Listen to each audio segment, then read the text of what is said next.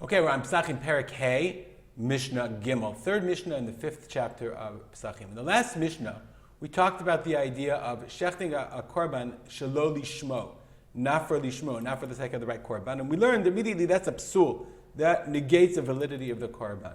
Our Mishnah is going to talk about other intentions that you have when you shech. Says the Mishnah. Shechato shelo le'ochlav, v'shelo le'minuyav. Let's say you shechted it for not for the sake of people who can't eat it. Somebody who's old, the Bartiner says cholev, zaken, vekatan. All these people she'ein yicholim le'echol b'kazayit basar. You shecht it for the sake of a 3-month-old who can't eat meat, or shelo le'minuyav. Remember that when you have a korban Pesach, you had a chabura. Everyone gathered together, and you designated beforehand who was going to eat from your korban Pesach.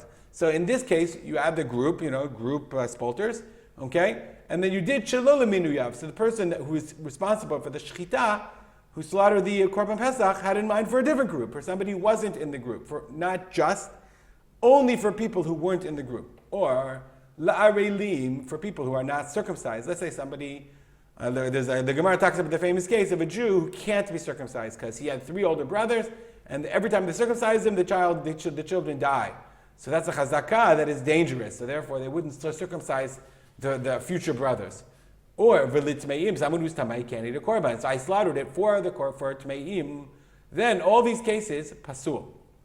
If I slaughtered it for people who can't eat it, or for people who weren't included, or for people who are areil and tamei, all of which who can't eat the korban pesach, the korban is not kasher. But le'ochlav v'shelo le'ochlav. Let's say I slaughtered it both for people who could eat it and for people who couldn't. I had in mind both.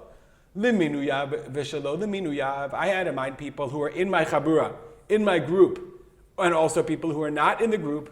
L'mulim v'la'arelim. I had in mind people who are circumcised and also arelim, uncircumcised. L'tmeim v'l'tahorim. For people that were tamei and tahor, kasher. Then the korban pesach is okay, because I had in mind, as long as I had in mind partially the people who want to have it in mind. Now, what the Gemara says, what's the difference between, in our last one, remember we said, lishmo v'shelo lishmo. If I had both lishma and shelo lishma, we said that's pasul. So even though I had partially lishmo, it was pasul. Why over here, if I have partially good and partially bad, it's not? It's okay, it's kasher. So the Bartanura says, why? Bartanura quotes the Gemara, because lo dami lishmo v'shelo lishmo to pasul. This is not the same as, you cannot compare this to the case of lishmo v'shelo lishmo.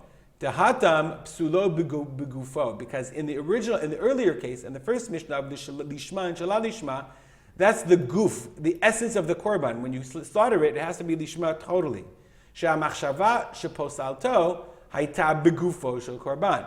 Because the thought, the intention that was negating, that makes it pasul, was in the essence of the korban. But in our case, le'ochlav b'shelo le'ochlav, but in our case, when you have an intention about who you're slaughtering it for, it's not the essence of the korban about itself. En ha'machshava poselet begufo shel korban. It's not the essence of the korban. Ela b'davar shu chutz mimenu. Rather, it's something external to it. I'm not concentrating on whether is this korban kasher. Rather, I'm slaughtering the korban is kasher, but who is it for? So therefore, in the second case, as long as partially it's okay, le'ochlav, even though with part of it is shelo le'ochlav, that's still all right. Next case, next issue in the Mishnah. Shechato kodem chatzot pasul. If you slaughter the animal before chatzot, that's pasul. Mishum shene'emar bein ha'arbayim. Let's look in the pasuk. It says, I don't have that pasuk, but it's okay. Bein ha'arbayim means in the afternoon. You'll take my word for it, okay? But remember we said that it has to be after the korban tamid, but the Mishnah said that's l'chatchila. Shechato kodem letamid. Let's move it up a little. If you slaughter the animal before the korban tamid, kasher, that's okay. Ubilvad she'echad memares b'damo ad she'yizarek dam tamid. As long as somebody's memares, stirring the blood so it doesn't congeal, and then you wait, and then they offer the dam tamid, they offer the dam of the korban tamid, and then you pour your korban pesach on the mizbeach after the korban tamid.